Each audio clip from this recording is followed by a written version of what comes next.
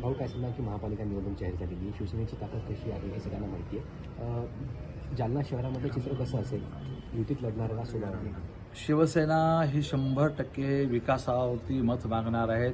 गेल्या 1 वर्षभरामध्ये जालनेकरांनी अनुभवलं की अर्जुन खोतकरांनी ज्या पद्धतीनं निधी आणला 500 कोटी रुपयाचा, पहिल्या वर्षात 500 कोटी आणले.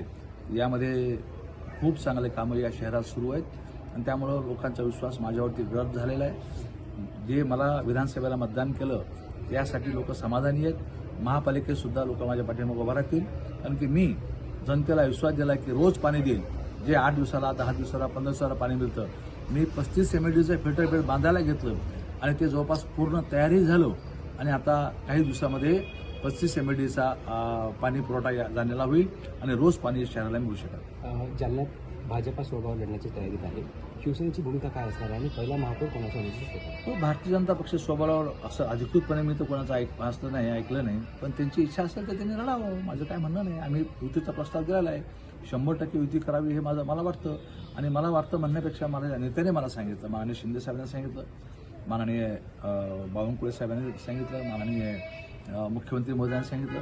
आणि मुख्यमंत्री महोदयाचा आदेश त्यांना मान्य करायचा नसेल तर मग ते ठीक आहे, मुख्यमंत्र्यापेक्षा मोठे झाले ते लोक. तुमची भूमिका शेवटपर्यंत युतीची असणार? 100%. तुम्हाला त्यांच्याकडून काही उत्तर आलंय का? तुम्ही प्रस्ताव दिला आहे? अजून नाही आलं उत्तर. आम्ही प्रतीक्षेत आहेत आणि प्रत्यक्ष किती दिवस करायची हे बी आम्हाला ठरावं लागेल. आम्हाला आता अल्टिमेटम द्यावंच लागेल.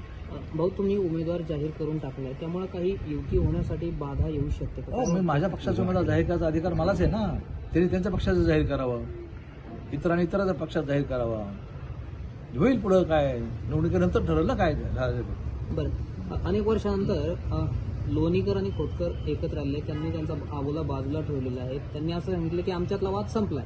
लोणीकर आणि खोतकर एकच आहेत. लोणीकर आणि दानवे एकत्र आले, तुम्ही लोणीकर आणि खोतकर म्हणले तर काय ह्याचा आनंद आहे ना. मला कोणी एकत्र येत असेल तर आनंदाची गोष्ट आहे. त्याच पद्धतीने दोन बरं, आता जालन्यात कैलास गोरंट्याल आणि अर्जुन खोतकर येणार काय तिथे दिसते? काय ते काळ ठरवेल, भविष्य काळ ठरवेल. मला काय आहे आणि आमचं काय वय थोडीच आहे, दुश्मनी थोडीच आहे आमची. जे काय ते राजकीय आहे.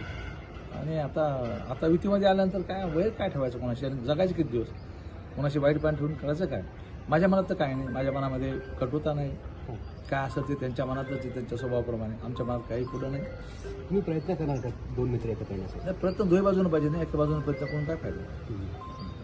त्यांनी प्रयत्न करावा असं वाटतं? हां, होईल. काल त्याच्यावर औषध काल करील. बरं, युती झाल्यानंतर आता समन्वय साधून काम करणार का तुम्ही दोघे? ते सर्व होईल ना. मग पुढे युती झाल्यानंतर, युती नाही झाली तर मग काय, जर तर सर्व